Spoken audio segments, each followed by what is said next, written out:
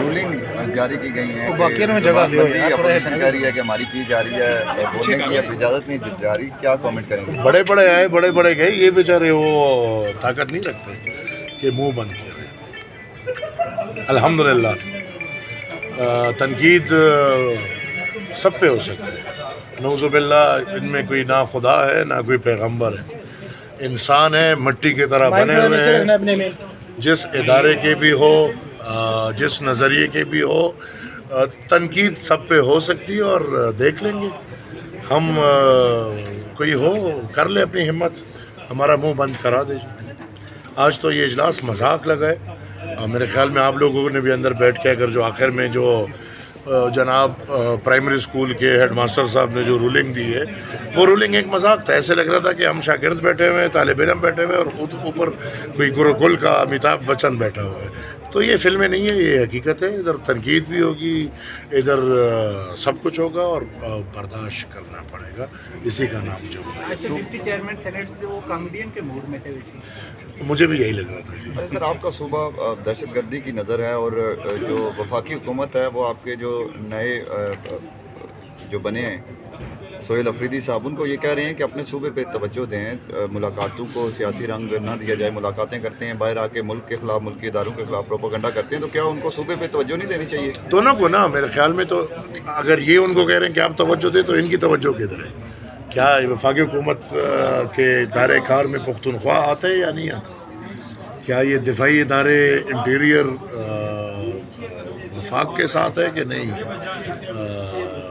صوبے کے ساتھ؟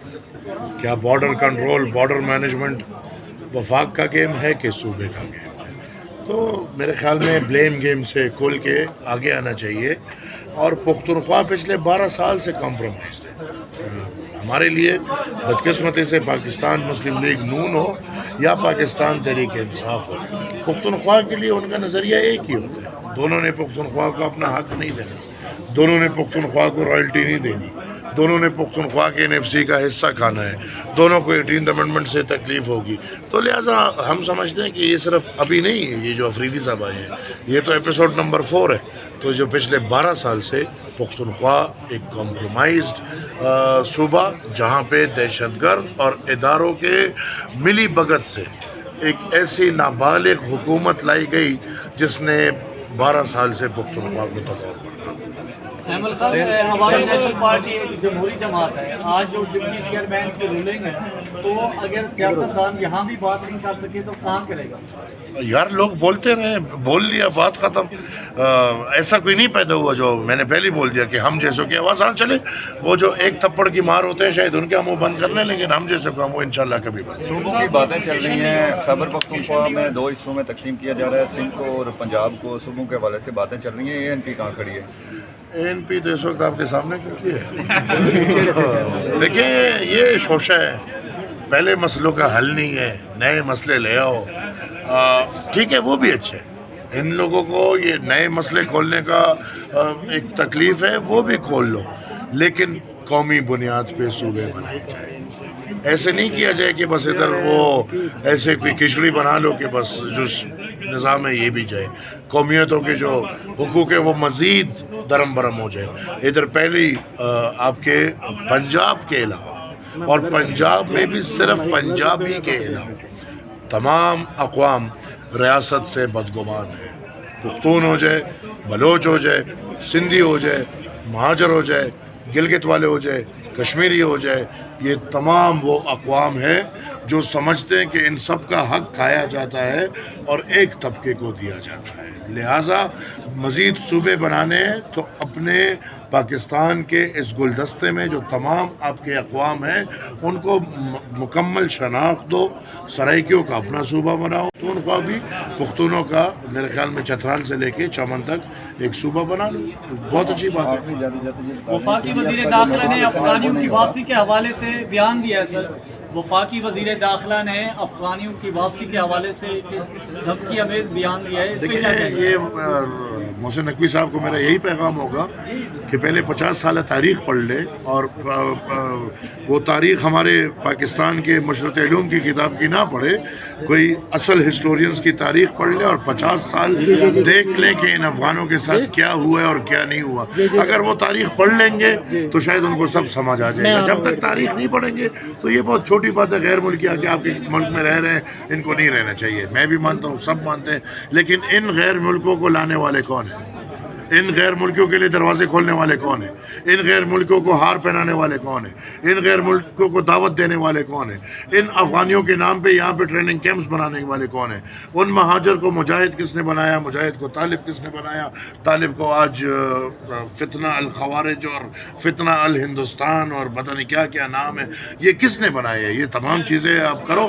50 سال سے میرے خیال میں آپ کا میرا مطلب ہے یہ ریاست پرائی جنگ لڑ رہا ہے، اور اس پرائے آقاؤں کو خوش کرنے کے لیے اس نے اپنے قوم کو بھی کمپرومائز کیا ہوا ہے اور ہمسایہ ممالک کو بھی کمپرومائز کیا ہوا ہے۔ آپ کے پاس سیریت میں جو تاخیر ہے اس کی کیا وجوہات ہیں، کیا انفارمیشن آ رہی ہے؟ مجھے انفارمیشن تو نہیں ہے، لیکن میری چھٹی حص ہے کہ ابھی ٹائم ہو جانے دو نا۔ دیکھیں جس دن نوٹیفیکیشن ہوگا اس کے بعد 5 سال، تو ابھی تو 3 سال پورے ہوئے، 2 سال ابھی اس عہدے میں بھی ہے، تو میرے خیال میں شاید وہ 2 سال، اگر یہ بھی تو 5 سال اور 5 سال اور 5 سال، تو الحمدللہ پاکستان کو 15 سال کے لیے آقا مل گئے، اور اللہ تمہاری اور ہماری خیر رکھے۔ سوال لے لیں سر، نادر بائی پاس جو گزشتہ 30 سال سے سستی کا شکار ہے، پشاور نادر بائی پاس وفاقی پروجیکٹ ہے، وہ کمپلیٹ کیوں نہیں ہو رہا سر؟ میں حکومت نہیں ہوں جی، اس کا جواب میرے خیال میں سر وہ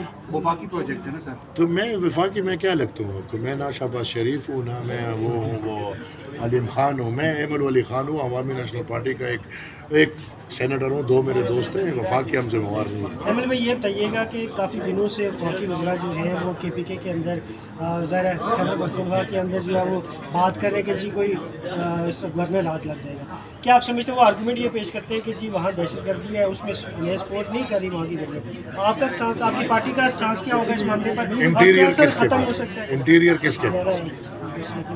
وفاق کے پاس ہے، صوبے کے پاس؟ بارڈر مینجمنٹ کس کے پاس؟